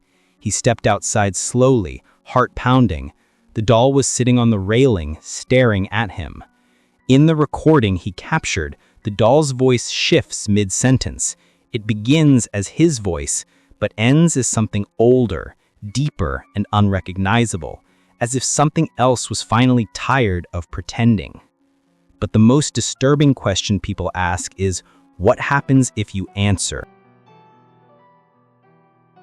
Most haunted dolls are feared because of the things they do. This one is feared because of what happens if you look away. The Don't Turn Around doll earned its name from a simple rule left behind on a torn, yellowed piece of paper.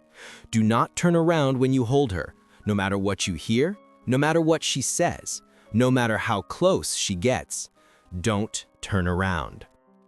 For a long time, people assumed the message was written by a paranoid collector, someone who liked theatrics. But after the last recorded owner vanished without a trace, and the doll was found sitting alone in the middle of his locked apartment, no one laughs anymore. Especially not after hearing the audio clips he left behind.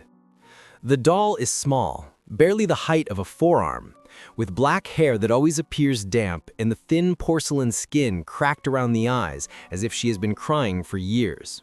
Her mouth is carved into a weak smile, but the corners bend downward ever so slightly when she sits in dim light, creating an expression that looks both eager and mournful. Her dress is old-fashioned, stitched with strange thread, the kind that looks like sinew under close inspection. But the most noticeable detail is her posture.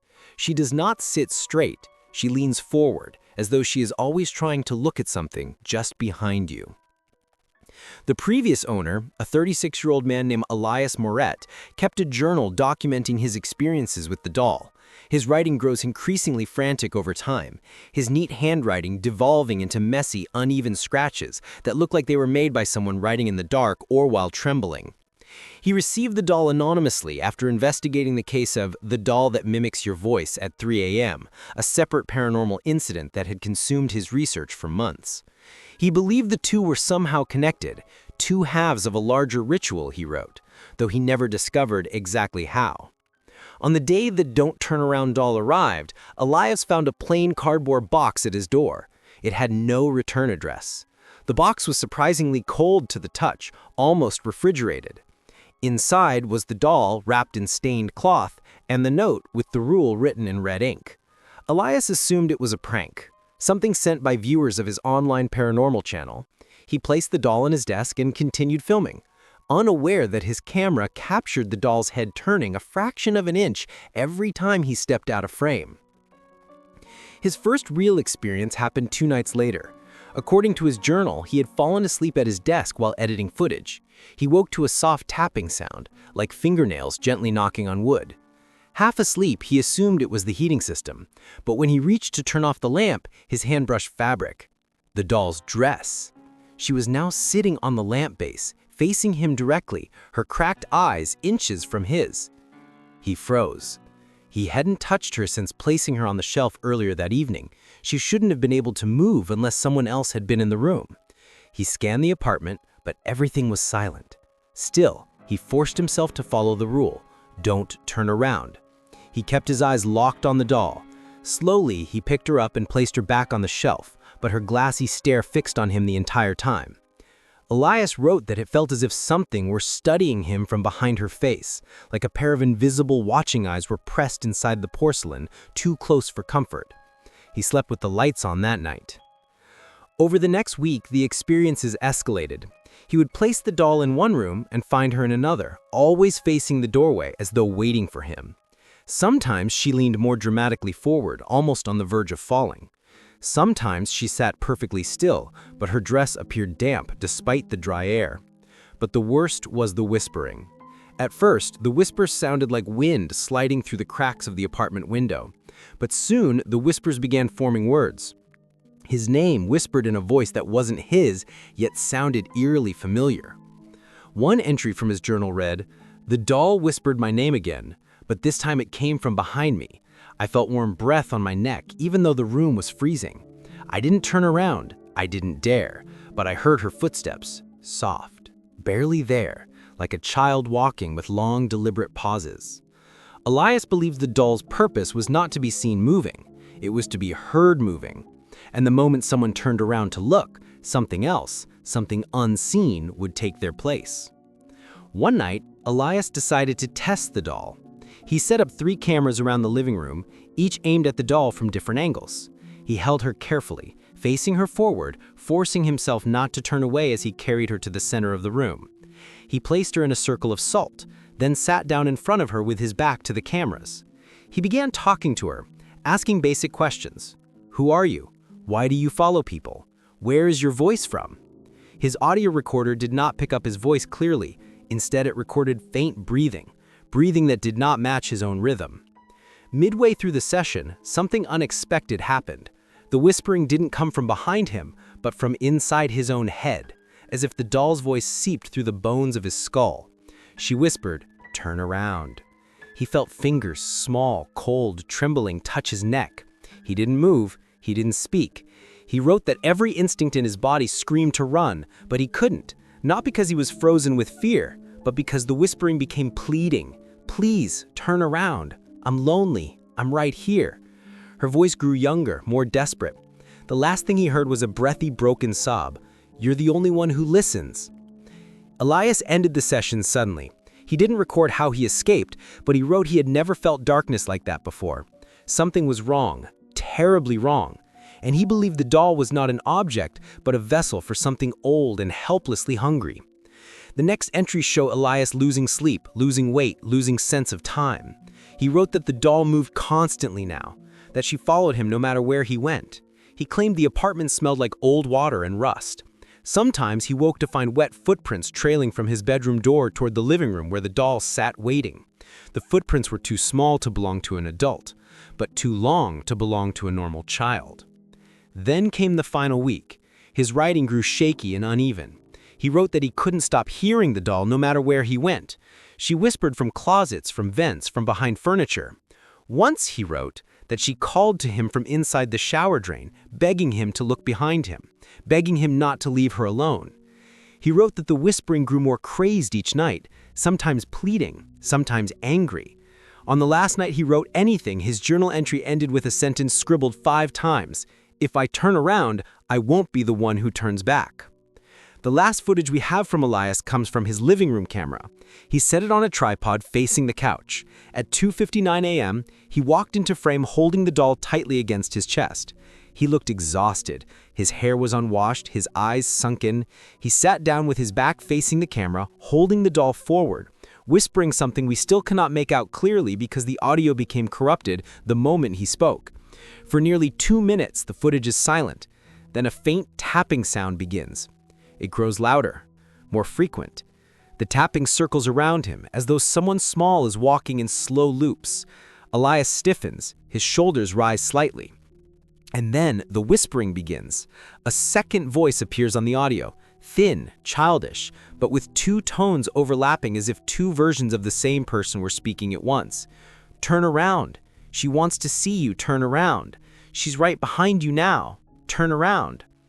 Elias does not move. The whispering grows harsher, the voices overlapping in chaotic patterns. A faint sobbing joins them. The tapping stops abruptly. There is silence. Then, with a crackle of static, the camera picks up a sound. Something sliding across the floor. Something being dragged. Elias's breathing grows rapid. His hand grips the doll tighter, and then, slowly, his head begins to turn. Just a fraction of an inch, as if something behind him has hooked invisible fingers into his jaw and is pulling his face backward. The footage cuts out at the exact moment his head turns past the point a human spine could tolerate. When police arrived at Elias's apartment 6 days later, after neighbors complained about a strange smell inside, they found the door locked from the inside. No signs of struggle, no broken windows, no forced entry. But Elias was gone. The only thing in the living room was the doll sitting upright on the floor, leaning forward, staring directly at the door. The salt circle had been scattered, and on the wall behind where Elias had sat, someone had etched 3 words in long, jagged lines. "Don't turn around." To this day, Elias's body has never been found. Some believe he finally broke and turned around completely, that whatever stood behind him, whatever walked in circles whispering his name, took him with it. Others believe he ran during a psychotic episode and disappeared into the night. But most who have studied the case agree the doll was not finished with him when he vanished, and she is not finished now. She remains stored in an undisclosed location, locked inside a sealed container, watched by cameras that, according to staff, frequently glitch whenever she leans forward, which she does often, usually around 3 a.m. And every time she does, the speakers in the monitoring room pick up a faint whisper, too soft to analyze but unmistakably human. And according to one staff member who quit after only 2 nights, the whisper repeats the same phrase over and over again, growing more frustrated, more miserable every time. Don't leave me behind. Don't turn around. Please don't turn around.